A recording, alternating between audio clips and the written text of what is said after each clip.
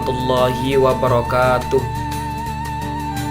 Baik, saya di sini akan menerangkan tentang review materi mata kuliah Fikih Munakahat. Fikih Munakahat merupakan salah satu cabang penting dalam kajian Islam, yaitu fikih Islam yang membahas secara khusus tentang hukum-hukum yang berkaitan dengan pernikahan dan kehidupan berumah tangga. Mata kuliah ini tidak hanya mengkaji aspek legal formal pernikahan menurut syariat Islam, tetapi juga menelaah nilai-nilai moral, sosial, dan Islam kemanusiaan yang terkandung di dalamnya. Oleh karena itu, fikih munakahat memiliki peran strategis dalam membentuk pemahaman mahasiswa tentang konsep keluarga sakinah, mawaddah, warahmah yang menjadi sumber landasan hukum Islam. Dalam konteks kehidupan modern, kajian fikih munakahat menjadi semakin relevan karena dihadapkan pada berbagai persoalan kontemporer seperti pernikahan usia dini, pernikahan beda budaya, hak dan kewajiban suami istri, perceraian, serta perlindungan terhadap perempuan dan anak.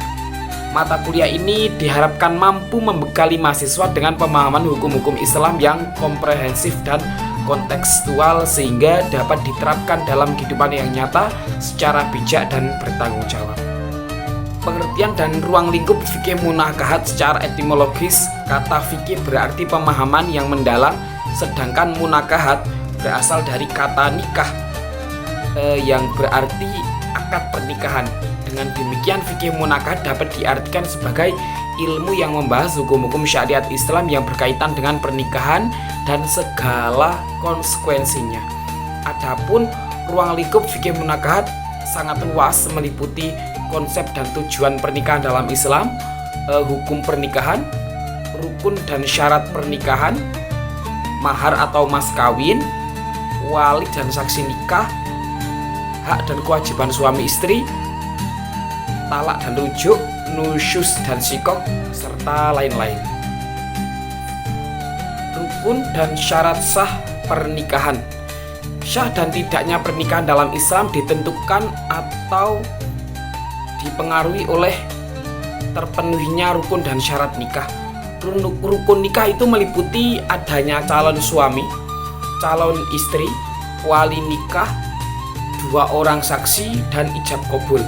Sementara syarat nikah mencakup ketentuan-ketentuan yang harus dipenuhi oleh masing-masing rukun tersebut, seperti harus beragama Islam, harus balik, berakal, serta tidak berada dalam hubungan mahram.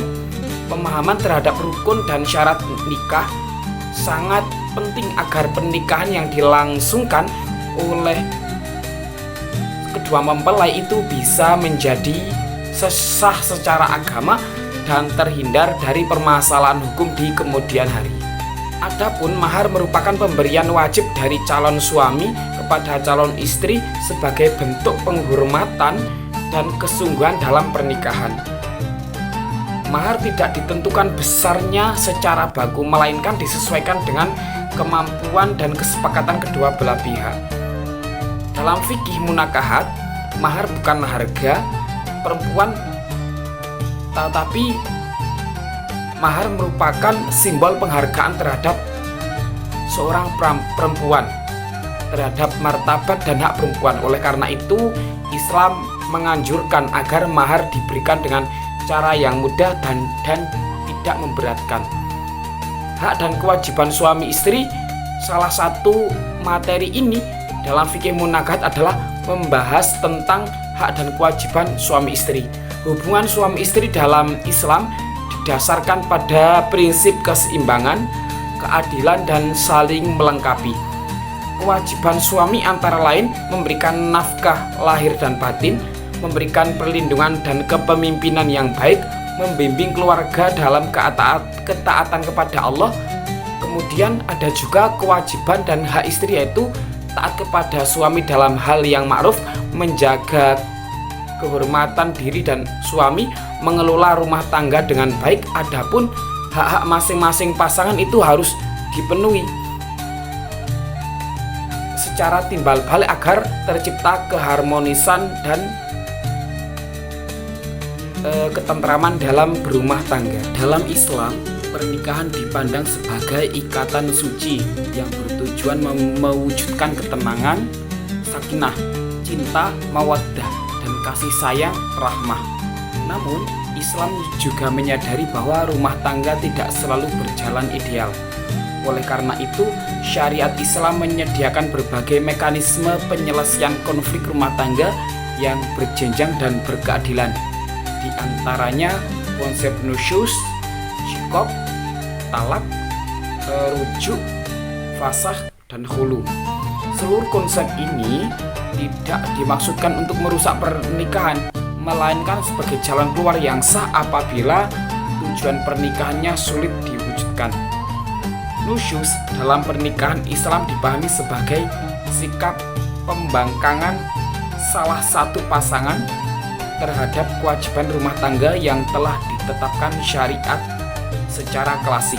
Pembahasan nusyuz sering diarahkan kepada istri, yaitu ketika istri menolak kewajiban taat kepada suami dalam perkara yang ma'ruf, seperti menolak hubungan suami istri tanpa alasan syar'i, keluar rumah tanpa izin, dan tidak menjaga kehormatan diri dan harta suami.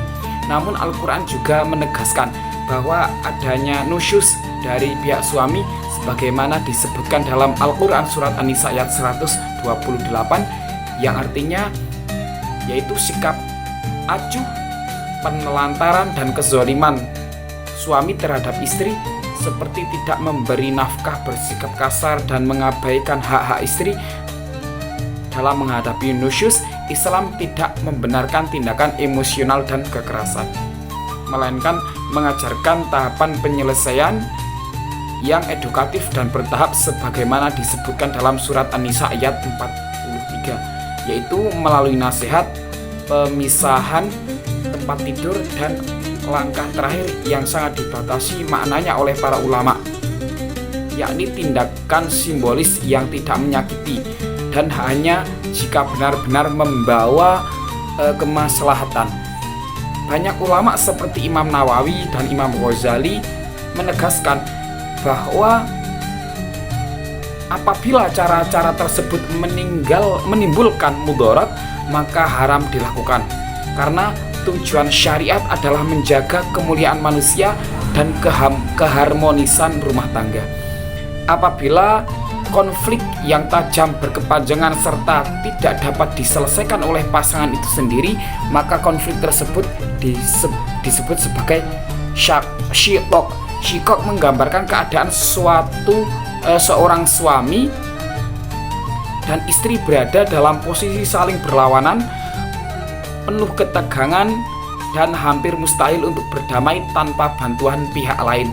Dalam kondisi ini, Al-Quran melalui surat An-Nisa ayat 35 memerintahkan untuk mengutus 2 orang hakim atau mediator, masing-masing dari keluarga suami dan istri, yang bertugas menelusuri akar masalah yang berupaya mendamaikan kedua belah pihak. Para ulama sepakat bahwa mekanisme ini menunjukkan betapa Islam sangat mengedepankan rekonsiliasi dan penyelamatan rumah tangga. Namun, terdapat perbedaan pendapat mengenai kewenangan hakim tersebut.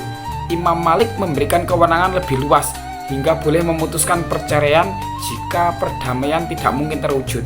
Sedangkan mazhab Syafi'i dan Hanafi memandang hakam sebatas mediator yang tidak memiliki kewenangan menjatuhkan cerai. Perbedaan ini menunjukkan fleksibilitas fikih dalam merespon kondisi sosial dan kemaslahatan keluarga. Jika seluruh upaya perbaikan tidak membuahkan hasil, Islam membuka jalan terakhir berupa perceraian yang dikenal dengan istilah talak. Talak adalah pelepasan ikatan pernikahan oleh suami dengan lafal tertentu yang sah menurut syariat. Meskipun talak merupakan perbuatan yang halal, Rasulullah SAW menegaskan bahwa talak adalah perkara halal yang paling dibenci oleh Allah Subhanahu wa Ta'ala karena dampaknya yang besar terhadap kehidupan keluarga dan masyarakat. Oleh sebab itu, Al-Quran mengatur talak dengan sangat rinci sebagaimana dalam surat Al-Baqarah ayat 229 dan surat At-Talaq ayat 1. agar tidak dilakukan secara tergesa-gesa, emosional, dan juga zalim. Talak harus dilakukan pada waktu yang tepat, yaitu ketika istri dalam keadaan suci dan belum digauli, serta disertai perhitungan masa iddah. Para ulama menegaskan bahwa talak adalah solusi terakhir, seluruh jalan damai tertutup. Demikian yang dapat saya sampaikan. Awal akhir pasti banyak salah, saya memohon maaf yang sebesar-besarnya. Akhirul kalam, wassalamualaikum warahmatullahi wabarakatuh.